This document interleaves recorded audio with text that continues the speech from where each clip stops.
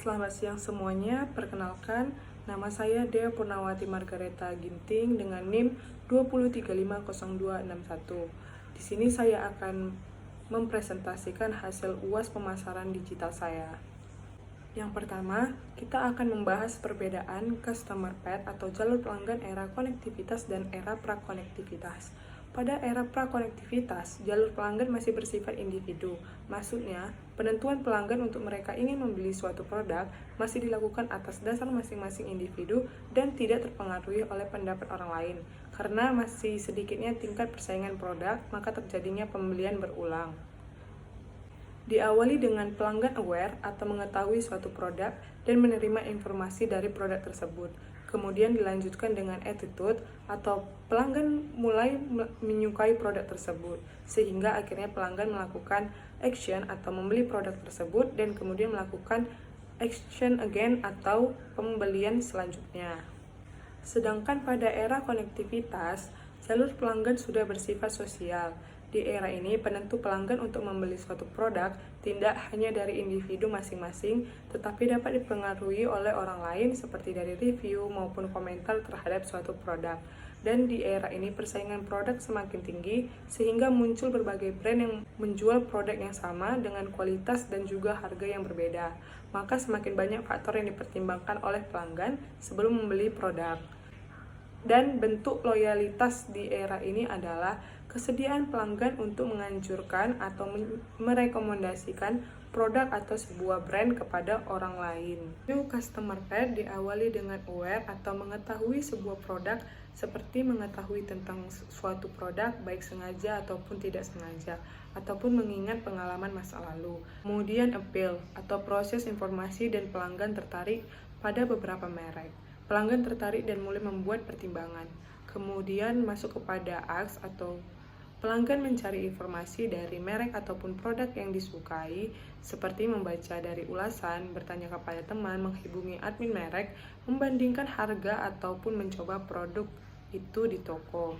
Kemudian action atau pelanggan membeli produk dan dapat kemudahan seperti dapat membeli secara online dan dapat mengeluh jika ada ketidaksesuaian. Kemudian mendapatkan feedback atau pelayanan, dan akhirnya melakukan advocate atau melakukan pembelian kembali dan rekomendasi ke orang lain ataupun terus-menerus menggunakan produk tersebut. Selanjutnya kita akan membahas beberapa bentuk model customer path. Yang pertama ada door drop. Biasanya hal ini terjadi di industri barang konsumsi. Orang membeli produk tapi tidak mau advokasi. Orang sudah tahu ekspektasi dari produk yang dibelinya. Selanjutnya ada goldfish. Yang dimaksud dengan goldfish biasanya terjadi di industri yang bentuk produknya masih membingungkan konsumen. Di sini, konsumen banyak bertanya, tetapi walaupun sudah banyak yang bertanya dan membeli produk, advokasinya masih sedikit. Biasanya terjadi di industri jasa. Kemudian ada model customer path yang disebut dengan trumpet. Biasanya terjadi di industri barang mewah yang membeli produk sedikit, tetapi terjadinya banyak advokasi, seperti contoh mobil mewah. Dan yang terakhir ada funnel, biasanya terjadi pada industri pada umumnya. Di sini dari yang aware sampai ke tahap advokasi semakin menurun. Contohnya barang elektronik. Berikutnya ada human centric. Yang dimaksud dengan human centric marketing merupakan sebuah strategi marketing di mana menempatkan pelanggan sebagai fokus utama dalam pemasaran.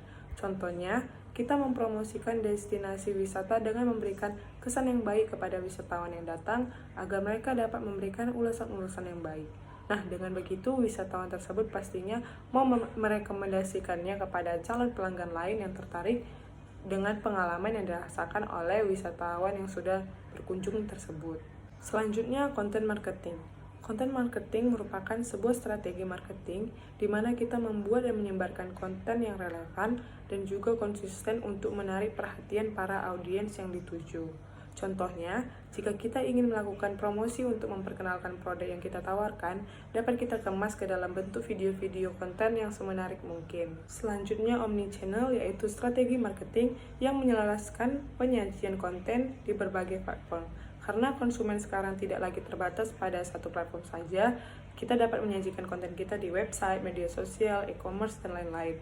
Contohnya jika kita penjual suatu produk, kita menyajikan konten dengan baik di media sosial, bisa menggunakan Instagram, TikTok, dan juga di website kita, bisa juga di toko e-commerce. Yang terakhir ada engagement marketing, adalah kemampuan komunikasi suatu brand yang melibatkan penonton atau audiens agar tertarik dengan sebuah produk melalui konten.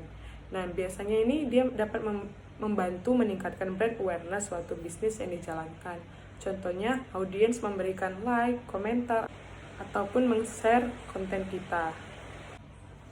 Selanjutnya, strategi yang saya lakukan untuk memperoleh advocate dari konsumen seperti dengan bisa memaksimalkan promosi di media sosial dengan membuat postingan dan konten-konten yang menarik, menjalin kerjasama dengan bisnis yang berhubungan, dan yang paling sering disepelekan atau bahkan dilupakan adalah memberikan diskon ataupun giveaway untuk pelanggan agar semakin mau menarik atau mengajak calon pelanggan untuk membeli produk kita. Dan pastinya saya akan mempertahankan dan meningkatkan kualitas dari produk yang saya jual. Itulah suatu strategi yang dapat saya lakukan untuk memperoleh advocate dari konsumen, dan bagaimana caranya supaya strategi ini tidak mengecewakan si pelanggan kita dan dapat setia dengan produk yang kita jualkan gitu. Selanjutnya, apabila saya seorang pemilik sebuah objek destinasi wisata yang tergolong baru, maka saya akan menggunakan strategi mempromosikan objek tersebut dengan memanfaatkan media digital. Contohnya dengan mengoptimalkan dan memanfaatkan media sosial seperti menggunakan Instagram, YouTube, TikTok, atau bahkan menggunakan Google Ads dan lain sebagainya agar dapat terus terhubung dengan pelanggan. Dan jangan lupa harus dapat selalu melakukan interaksi dengan pelanggan. Contohnya seperti mungkin kita dapat memberikan informasi yang selalu up to date kepada pelanggan, atau bahkan dapat menciptakan suatu suasana harmonis dengan pelanggan dengan kita bisa memberikannya giveaway. Misalnya dengan begitu pelanggan akan terus tertarik dan dapat menjadi pelanggan yang selalu setia. Dengan strategi ini dapat dengan mudah menarik calon-calon pelanggan, serta saya akan membuat konten yang menarik dan menampilkan daya tarik objek wisata saya tersebut untuk menarik wisatawan yang berkunjung.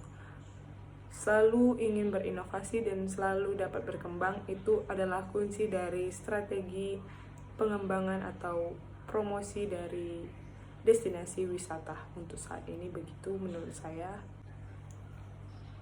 Baik, sekian dari video presentasi hasil ujian akhir saya. Jika ada kesalahan kata dan kekurangan dari video ini, mohon dimaafkan. Dan saya juga sangat berterima kasih kepada Bapak Besanta Kemarin yang telah mengajarkan kami selama 1 semester ini. Semoga ilmu yang Bapak berikan dapat kami pergunakan ke depannya, terutama di dalam dunia pekerjaan nantinya. Terima kasih banyak Bapak. Selamat sore.